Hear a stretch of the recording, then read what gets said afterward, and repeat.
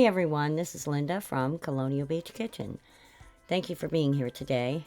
I am trying out a new camera, and I decided that even though this is not the most fancy meal, I decided to share it with you guys anyway.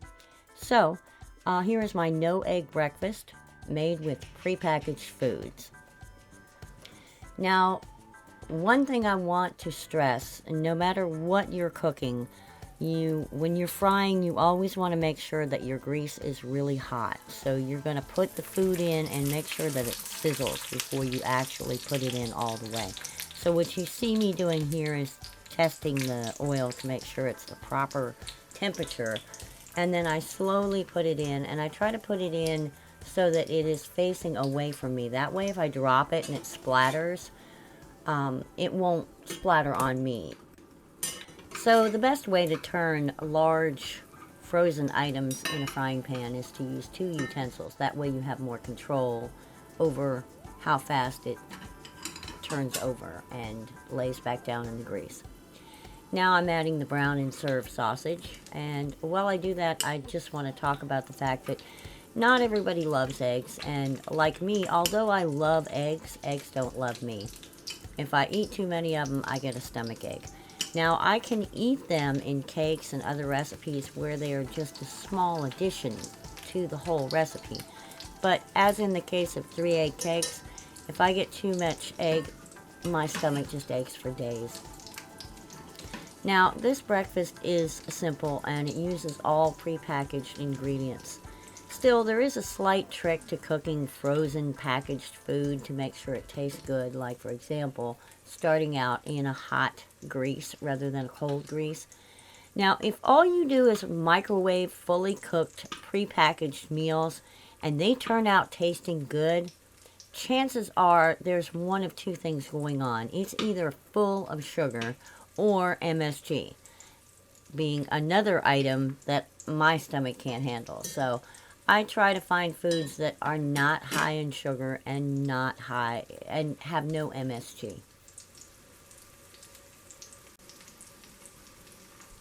Once the sausages are browned well and the hash brown is cooked to my desired crispiness, I start preparing the oatmeal and the toast. I generally add butter in the bowl, then add the oatmeal.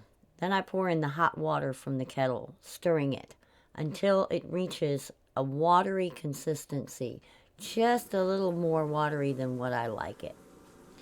Eventually, the oats will soak up the extra moisture, and if it doesn't, I can throw it in the microwave. I don't use milk in my oatmeal, but I know some people prefer it. It's also good when you make the oatmeal a little too thick, but I like mine pretty thick. So after stirring for a while, I let it sit so it could soak into the oats, but it still turned out a little bit too soupy for my taste. So popping it in the microwave for 30 seconds should help a lot. Of course, I got to get my coffee out of there. And I hit the start button. And of course, take a sip of my coffee. Now all you have to do is assemble the meal, which means you can just dump it all on the plate, or you can go through some fancy ways to dress up the dish and make it look like you spent hours slaving over a hot stove. Easy to cook prepackaged foods can really look appetizing and turn out pretty amazing if you just take some time to prepare the food in a way that seals in the flavors. You can also add seasonings to your food to make it pop. I didn't add salt to my hash browns while it was cooking because potatoes soak in a lot of salt, and it actually kind of loses the flavor of salt. But your body still gets all that salt, so it has to filter it out. I decided that I wanted to put salt on my potatoes at the table. The flavor is stronger without as much salt, and if I really want to zest up my hash browns, I'll add something like Italian seasoning or maybe paprika or something else. But add things you really enjoy, that you know you like. If you've eaten potatoes before and you've seasoned them with certain kinds of seasoning, use that again. Just because it's prepackaged food doesn't mean you can't add extra stuff to make it taste good. I really like to eat my sausages with dipped in syrup. So you'll see me adding syrup to this plate. And the jelly I put in a separate dish because I don't always like all my toast to have jelly on it, and sometimes I get to the end of the meal and I'm just too full to eat it all.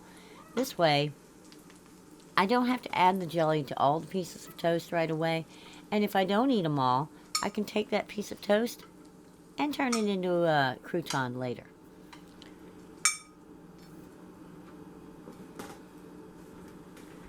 So there you have it, a nice hearty meal with sausages, hash browns, toast, and oatmeal.